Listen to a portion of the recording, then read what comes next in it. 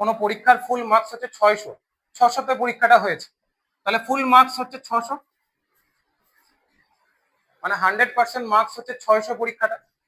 এবার বলা হলো যে তুমি 50% পেয়েছো, তাহলে আমরা নর্মালি জানি 600 50% হয় 300, তাই তো? কিন্তু আমরা এই পিরামিড দিয়ে বের করবো সুবিধার্থে। তাহলে যদি তোমাকে বলে যে 600 তুমি 50% বার করো, 50% বার করতে বলেছে 600, তাহলে কি করে বার করবো?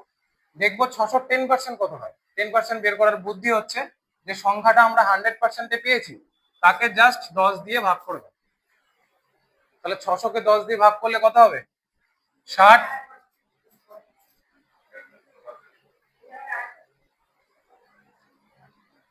ধরে নিলাম ফুল মার্কস, কোন পরীক্ষার ফুল মার্কস হচ্ছে 600, ঠিক আছে? এবার বলেছে তোমাকে 50% নাম্বারটা বের করো। 600 50% আমরা মুখে মুখে পেয়ে যাচ্ছি 300 হয়, কিন্তু যদি ক্যালকুলেশনে যাই সুবিধার্থে কি করতে হবে, আগে আমাকে 10% বার করার চেষ্টা করতে হবে। তাহলে 10% কিভাবে বার করব? পুরো সংখ্যাটাকে 10 দিয়ে ভাগ করে দেবো, আর কিচ্ছু না। 10 দিয়ে ভাগ করে দেওয়া মানে কত হলো? 60। এটা বেরিয়ে গেল কত? 10%। চেয়েছে কত পার্সেন্ট? 50%। তাহলে 10% যদি এটা হয়, 50% বার করবো কিভাবে? এটাকে 5 দিয়ে গুণ, ঠিক আছে? এবার যদি বলে 600 মেন সংখ্যা, মূল সংখ্যা হচ্ছে 600, তার 3% বার করো। 3%, 3% কি করে বার করো? 600 যদি মূল সংখ্যা হয় তাহলে 3% বার করতে গেলে আমাকে 1%-এ পৌঁছাতে হবে, বুঝতে পারছো? তাহলে 1%-এ পৌঁছানোর কথার অর্থ হচ্ছে একে ভাগ করবো আমি 100 দিয়ে। 600-কে 100 দিয়ে ভাগ করবো, তাহলে 600-কে যদি 100 দিয়ে ভাগ করে দিই তাহলে 1%-এ পৌঁছে যাব, তাহলে হয়ে গেল 6। 1% হয়ে গেল কত? 6। চেয়েছে 3%, 3 দিয়ে গুণ করে দেবো, 18। ঠিক আছে? আরেকটা এক্সাম্পল নেই, তাহলে আমাদের ক্লিয়ার হয়ে যাবে।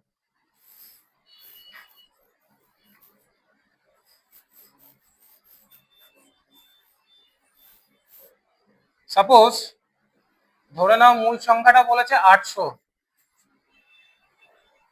তাহলে 100% সংখ্যাটা হচ্ছে 800। এবার তোমাকে বার করতে বলেছে 30%, কি করে বার করবো? তাহলে 800 10% আগে বার করবো, কত হয়? 80। তার সাথে 3 দিয়ে গুণ করবো, তাহলে কত হয়? 10%, 800 10% কত হবে? 80।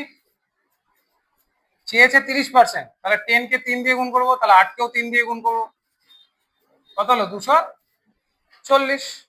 এবার যদি বলে 33% বার করো, 33% বার করবো, আরো সোজা।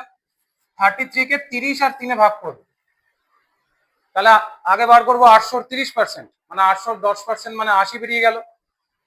তাকে 3 দিয়ে গুণ করলাম, 240 বেরিয়ে গেল। এটা কি 30% বেরিয়ে গেল। এবার বার করবো 3%, 800-কে 100 দিয়ে ভাগ করলে 1% পেয়ে যাবো, মানে 8 নিজে। তাকে 3 দিয়ে গুণ করবো, 3-8 24, সেটা এখানে যোগ করবো। বোঝা গেল? এই হচ্ছে হিসাব। ইজি, একদম ইজি, কোনো ব্যাপার না। প্রথমে আমাকে দেখতে হবে যখনই পার্সেন্টেজ 2-এর ঘরে চাইবে, মানে একক দশক ঘরে চাইবে, দেখা গেল 24% চেয়েছে, 21% চেয়েছে, 25% চেয়েছে, সবসময় আমরা আগে 10% বার করবো যে কোনো সংখ্যার।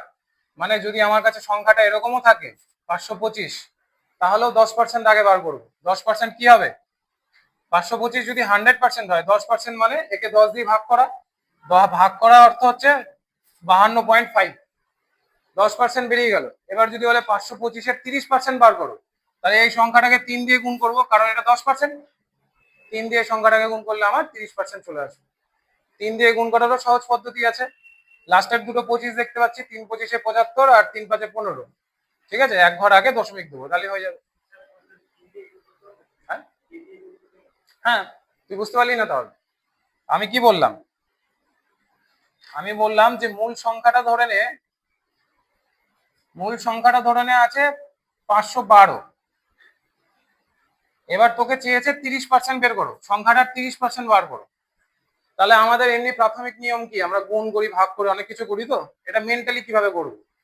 তাহলে প্রথমে আমরা 10% বার করবো, 512 10% কি করে বার করবো? শুধু দশমিক শিফট করব, মানে 10 দিয়ে এটাকে ভাগ করব, তাহলে কত হয়ে যাবে সংখ্যাটা? 51.2। 10% বেরিয়ে গেল, 51.2। চেয়েছে কত পার্সেন্ট? তাহলে 10% পেলে 30%-এ কি করে যাবো বল? 3 দিয়ে গুণ করব, এই সংখ্যাটাকে 3 দিয়ে গুণ করে দেবো। বুঝতে পারলি না? বুঝতে পারলি না? বুঝতে পারলি তো? ঠিক আছে, সহজ জিনিস, সহজ।